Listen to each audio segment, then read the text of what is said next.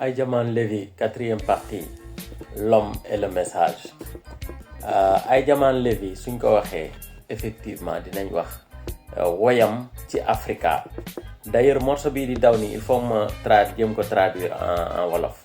moo ngi naan Africa yaay sama reen. Africa yaay sama ndorteel, yaay sama noyyi bi may noyyi, yaay sama lamp bi may leeral, yaay jant bi may leeral bëccëg, yaay lamp weer bi may leeral guddi. nee na ci yow laa jóge, ci yow laa soxe ko te ci yow laay dellu. mu ne Afrique yaay sama suufu maam, yow yaay sama suufu maam, yow ci yow laa soxe ko, deret bi daw ci sama yaram ci yow la jóge.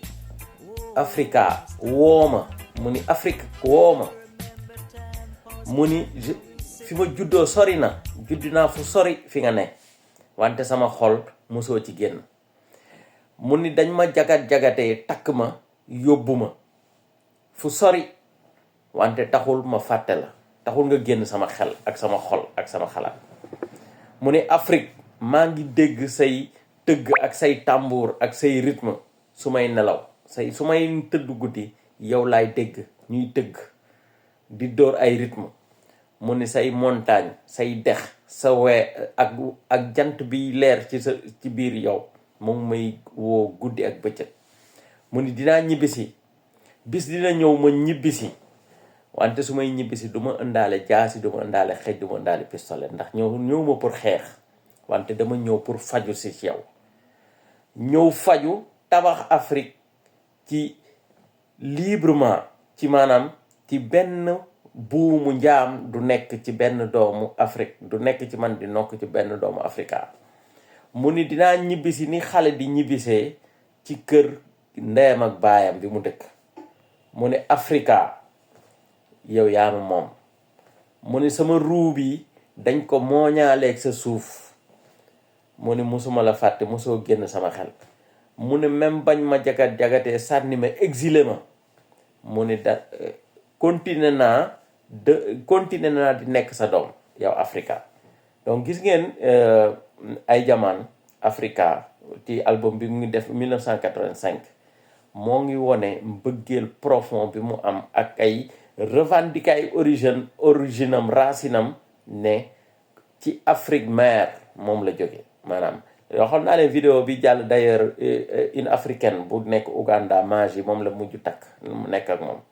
donc di ngeen gis ne ci dans cette vidéo l'homme et le message, Aïdjaman thème ñetti mbir daanaka la mooy thèmam yépp lool ñetti mbir la. bi ci njëkk mooy jaara safaraay, la Bible, Haile Selassie first, loolu mooy bu njëkk. deuxième thème bi nga xam ne ci woyam yépp danga ko ci fekk mooy Africa, la terre promise. troisième point bi nga xam ne ci musique Aïdjaman Lévi yépp lan su waxul ñaar yee ci lan lay wax mooy la foi, l'amour et la vérité, et la souffrance des peuples opprimés, en particulier les Africains, mooy ñi nga xam ne dañ leen noot wala dañ leen mën wala ci souffrance, esclavage.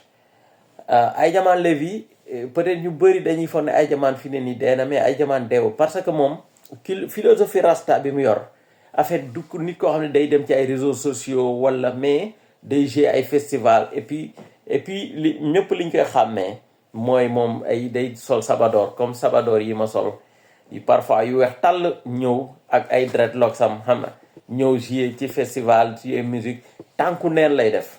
li ci ëpp concert yu bëri suy jouer tànku neen lay jouer. di nga dégg ci beneen texte sound boo xam ne c'est tellement profond. Are We a Warrior. donc mooy génn ci album entier la, album bi noonu la tudd 1979, mais moo ngi ciy def benn méditation spirituelle, existentialisme. moo ngi posé comme un philosophe en fait. mu naan sommes-nous des guerriers de la vérité ou des esclaves de la peur. mu ne ñun nit ku ñuul ndax xam dañuy nekk ay guerriers, ay jàmbaar yu taxaw pour xeex dëgg ak liberté, wala dañuy nekk ay jaam yi ñu takk, ñu ragal topp topp ci ay ñi leen noot jaam ñu ragal. moo ngi naan ci woy bi sommes-nous des guerriers ou des esclaves qui courbent l'échine? Sommes-nous debout pour la vérité ou couchés dans le mensonge? Je vois les chaînes, mais aussi la lumière au bout du chemin car Dieu m'a donné une voix et je dois l'utiliser. Sommes-nous des guerriers pour l'amour, la justice et la paix, ou des âmes perdues cherchant dans les ténèbres la lumière? Je ne suis pas un homme de paix, mais je combats avec la vérité. Mon bouclier, c'est la foi et mon épée, la parole de Dieu. Sommes-nous des guerriers même quand nous avons peur? Sommes-nous prêts à perdre le monde pour sauver notre âme? Car la liberté, ce n'est pas marcher sans chaîne, c'est vivre sans trahir son cœur et mourir en restant fidèle à Dieu. Donc, gis nga, c'est quelque chose de très profond, un amour profond d'origine, de retour aux racines. Donc, Ama Warrior, di nga gis ne c'est une question existentialiste ci existence nit ki ak spiritualité mu ni ndax xam ne ñun ay guerrier lañ wala ay jaam lañu ñuy takk di ñu yóbbu di ñu def loolu ñoom li ñu bëgg ñu colon bi bëgg. am na beneen sound boo xam ne moo ngi nekk ci album Tell It to the Children bi mu génn 1982 muy sound bi moo ngi tudd I want to be free. Je veux être libre. Mon petit dan, je veux être libre, libre comme l'air que je respire. Libre comme l'enfant dans le ventre avant qu'il ne connaisse la douleur du monde. Je veux être libre de toutes ces chaînes qu'ils appellent société. Je ne veux pas vivre sous leur loi. Je veux suivre la voie de Dieu. Car ils m'ont menti. Depuis que j'étais tout petit, ils m'ont appris à obéir. Mais pas penser par moi-même. Je veux être libre, libre d'aimer, libre de croire, libre de dire ce que mon cœur sent, sans craindre leur prison ou leur regard. Je ne suis pas un esclave, même si leurs lois disent que je dois plier. Mon esprit appartient à Jah Rastafari et mon cœur ne portera pas leur croix. Je veux être libre comme l'oiseau qui vole sans fin, libre comme l'homme qui chante avec la vérité dans la main.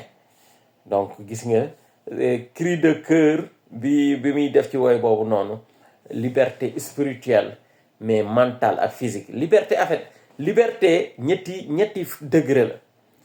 Ak colonisation ñu bëri ñoo jàpp nañ ne ils sont libres, mais en réalité ils sont pas libres parce que am nañ liberté physique mais amuñu liberté mentale ak liberté spirituelle.